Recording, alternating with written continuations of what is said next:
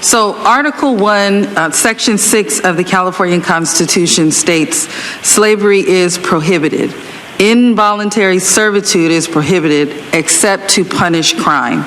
This provision of the California Constitution dates back to California's first constitution adopted in 1849, right before its admission as a state.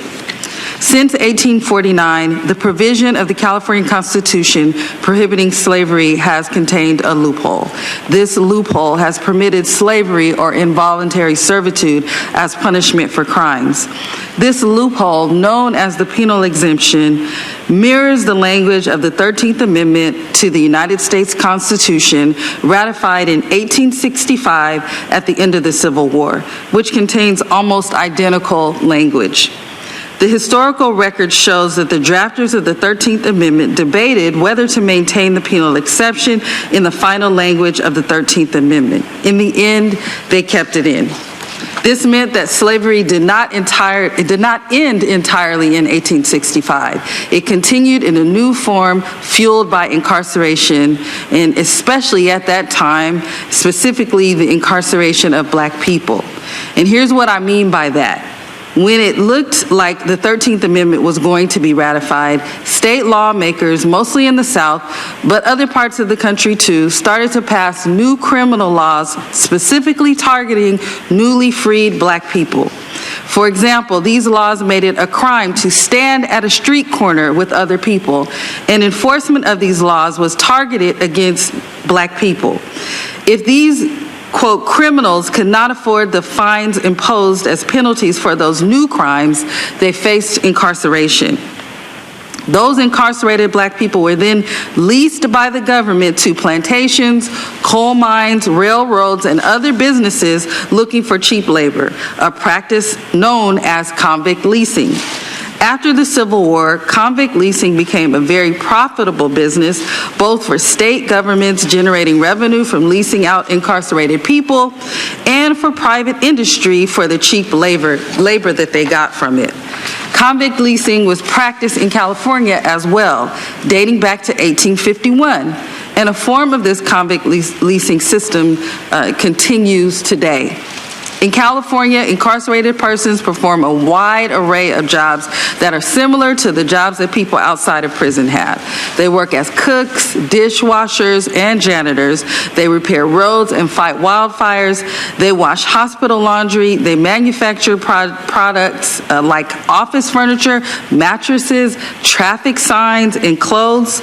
But prison labor in California differs from ordinary labor in three ways. First, incarcerated workers are under the complete control of their employers. A California prisoner risking his or her life in the wilderness to fight wildfires is not able to simply quit and walk off the job.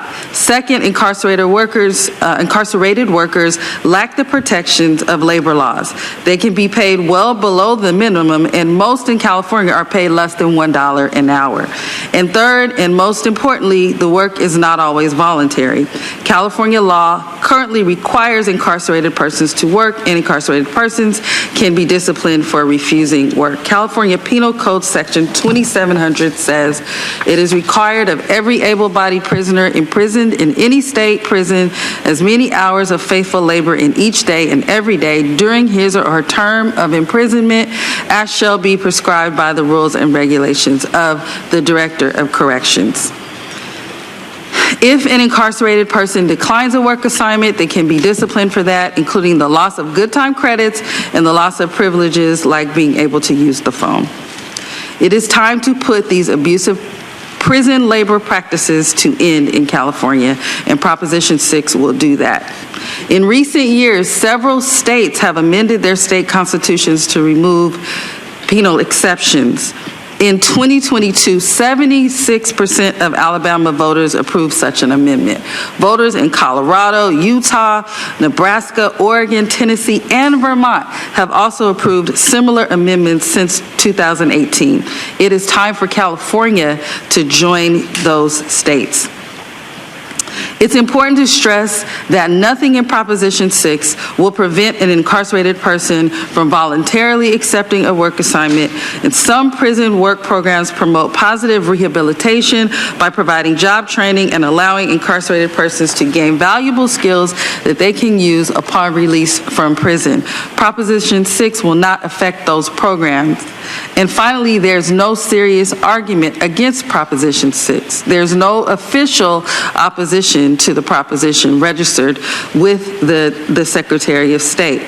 And I want to just point on one other thing, because it was also mentioned in public comment. Proposition 6 does not excuse incarcerated persons from complying with restitution orders. They will be required to pay their court-ordered restitution. Also, the restitution payments that incarcerated persons make to victims while in prison are almost negligible because prison wages are as low as $1 an hour. I believe that passage of Prop 6 will be a small but significant step toward fixing the abusive carceral system that disproportionately impacts and affects Black Californians and would eliminate a vestige of slavery that has remained codified in the California Constitution from 1849 to today. And as we see this type of this abusive carceral system has impacted families, it has impacted low-income people, it has impacted people of color, it has a lot of impacts outside of the person that is in prison. So with that, I would move this item as a resolution to support Proposition 6. Thank you.